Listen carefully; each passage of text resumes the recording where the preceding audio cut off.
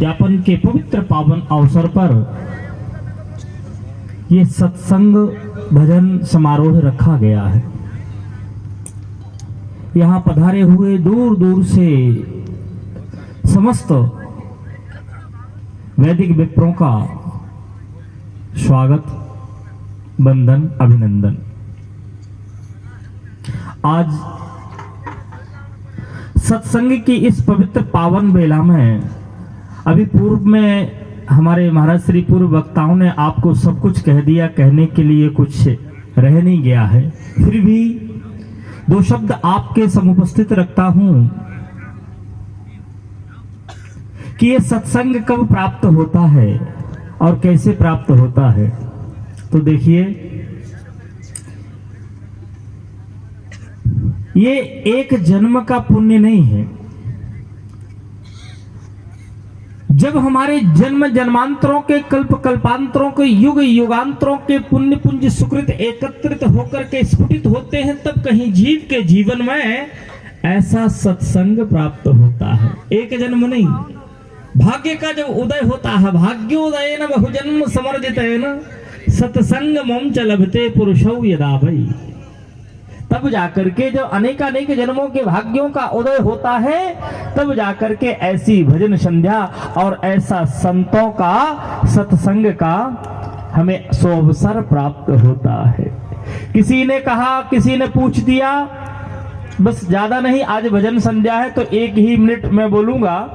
किसी ने पूछ दिया कि भाई बाबा एक बात बताइए कि सत्संग से होता क्या है। आप भजन सुन रहे हैं, कीर्तन सुन रहे हैं, सत्संग सुन रहे हैं, कथा सुन रहे हैं, इस कथा से क्या होता है? तो बड़ा सुंदर बाबा ने जवाब दिया। परम पूज्य गोस्वामी तुलसीदास जी महाराज ने श्री रामचरितमानस में एक संकेत दे दिया और कह दिया कि भगवान की कथा सुन करके जीव के जीवन की समस्त व्यग्र व्यथाएं समाप्त हो जाती हैं।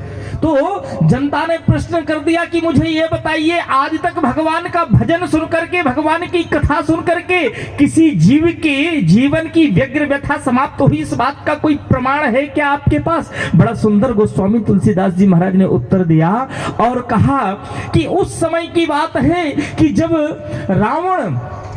रावण लेकर के मां भगवती परांबा जगज्जननी किशोरी जी को लेकर के गया, हरण करके ले गया, तो अशोक वृक्ष के नीचे मां भगवती किशोरी जी विराजमान है।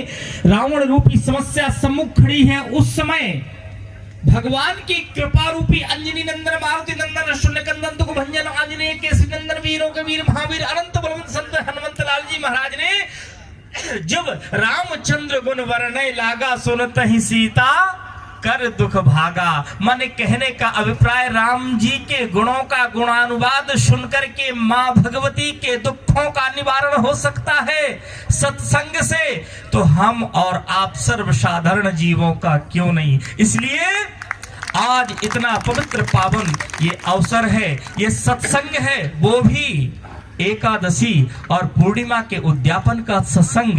इस सत्संग की महिमा और इस सत्संग की लीला का मैं कब तक व्याख्यान करूं, कहां तक करूं, जैसा कि पूर्व संतों ने अभी सब कुछ आपसे कह ही दिया है। बस इतना ही कह करके और इस राणेजा परिवार को भूरी भूरी आशीर्वाद और खूब खूब साधुवाद, सदा सुखी रहें। मां भगवती सदा सदैव सर्वदा आपके संपूर्ण परिवार का और यहाँ जितने भी विप्रगण दृष्टिगोचर हो रहे हैं। एक बात और आप लोगों से आहुति करना चाहता हूँ, निवेदन करना चाहता हूँ, आग्रह करना चाहता हूँ कि आप लोगों को जैसा कि विदित है, वायतू में न्याय वेदांत महाविद्यालय वायतू में खुला हुआ है, जहाँ